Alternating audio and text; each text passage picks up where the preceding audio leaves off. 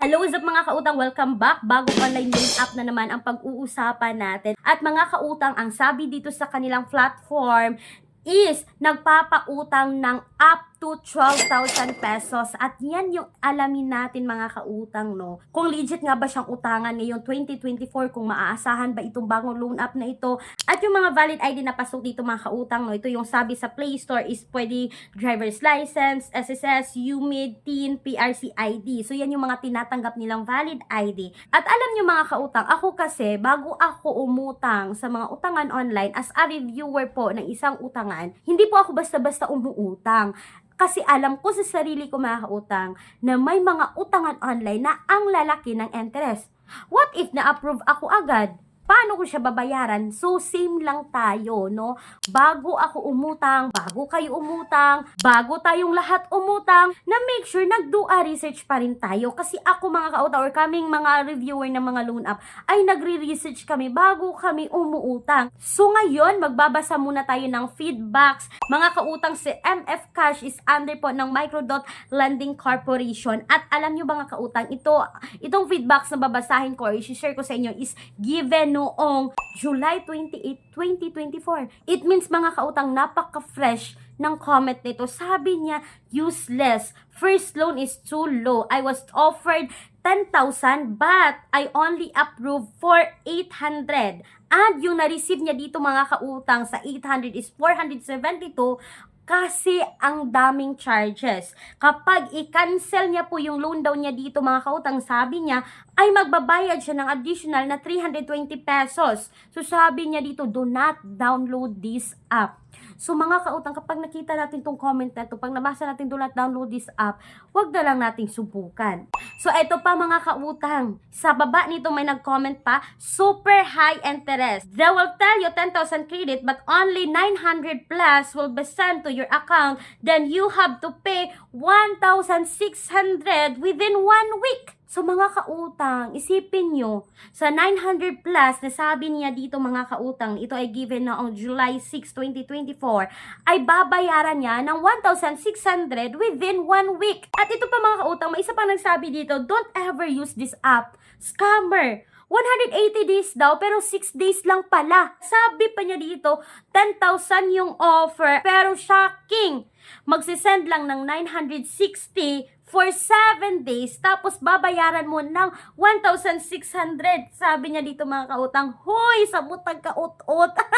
Nako, nagtatawa ako, no. Sabi niya, huy, samutag ka-ut-ut. Alam mo ba yung ka-ut-ut mga kautang sa Bisaya? Kasi Bisaya ako, ka-ut-ut is samutag ka-ut-ut, samutag ka-pobre. Ana din ang mga kautang. Kaya kung umuutang, kasi kapag umutang kayo dito, samutag ka pobre. So, mababaon talaga tayo sa utang sa loan app na ito. At hindi lang yan mga kautang, no. Nagbabasa pa ako dito, it was given noong June 27, 2024. At ito pa yung sabi mga kautang, no. First, they offered me 10,000 payables for 3 months yung sabi. When I applied today, June 22, 2024, sabi niya, they only approved 2,200 and credited to my GCash is 1,298 only and payable on June 28, 2024. So mga kautang, June 22 siya na-approve dito at babayaran niya ng June 28. Sabi niya, wag niyo subukan ang utangan na ito. At alam niyo, may update siya. Sabi niya, hi guys, today is June 27. This app send messages to my contact numbers in my cellphone. Mga kautang, sabi niya dito, pinahiya siya ng utangan na ito sa kanyang pamilya, sa kanyang kaibigan, sa kanyang katrabaho, na nagsasabing hindi niya binayaran yung utang niya dito. At take note mga kautang, no, sabi niya, June 28 pa yung June niya dito, nang haharas na June 27. Nako mga kautang, kahit hindi pa siya nag-due dito is hinaras na siya, pinahiya na siya ng utangan na ito sa mga katrabaho niya, sa kaibigan niya at sa pamilya niya mga kautang. So ibig sabihin, nang haharas ang utangan na ito kahit hindi mo pa due. Kaya ito mga kautang, itong comment na ito, masasabi ko talaga, wag nyo nang utangan ang loan app na ito. Hindi worth it na utangan ang utangan na ito. Hindi siya recommended. At alam nyo ba mga kautang, si Credit Peso is under po ng Micro.Lending. Si MF Cash, itong loan app na ito is under po ng Micro.Lending. Si Credit Cash is under po ng Micro.Lending. At si Instant Loan, Online SE Loan is under din po ng Micro.Lending. So, ibig sabihin nyo mga kautang, itong mga loan app na binanggit ko sa inyo, isa lang po yung company nila, si Micro.Lending lang po. So, iba-iba yung name nila, iba-iba yung mga pangalan nila, pero same lang din sila lahat kung papaano, di ba? Mga kautang, si MF Cash ay hindi recommended. Kaya ako mga kautang, natakot ako na nabasa ko yung mga comment na ito na nanghaharas ang utangan na ito at hindi legit na 12K yung makukuha mo dito, 10K yung makukuha mo dito. Yes mga kautang, legit na nag-a-approve ang utangan na ito, pero kahit gaano pa yan ka-legit na nag-a-approve, please, magbase tayo sa interest. So, wag na wag niyong subukan itong mga loan app na nabanggit ko ngayon kasi, nako, nang haharas ang utangan na to, lalong-lalo na to si MF Cash Lending. So, mga kautang, no, please take note na hindi recommended ang loan app na ito. Kulang ang budget, ang mahal ng mga bilihin. No problem. May solusyon tayo.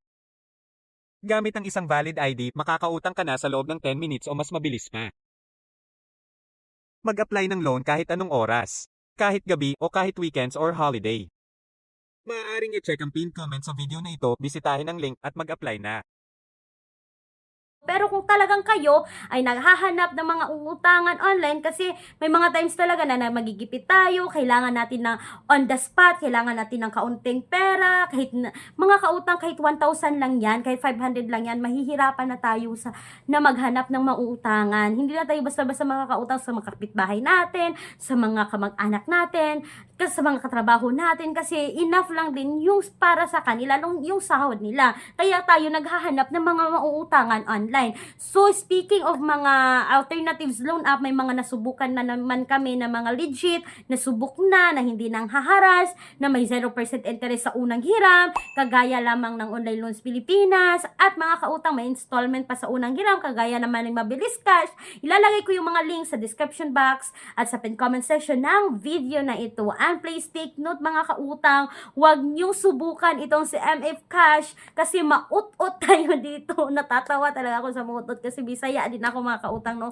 Mababaon tayo sa utang dito. And mga kautang, kung kayo ay employed or self-employed at gusto nyong umutang sa bangko, yes mga kautang, legit bank personal loan po ito. As long as meron lang po kayo lahat ng mga requirements na kakailanganin sa pag-apply. And please take note that all applications submitted is subject for approval. So for more details dito mga kautang, i-email nyo lang po ako sa clariza@gmail.com. So that's all for today's mga kautang. Once again, huwag kayong umutang sa mga utangan online na nanghaharas at lalong-lalo na ang lalaki ng interest. Once again, this is Clarice, ang inyong number 1 palautang dahil utang is life. Bye bye bye!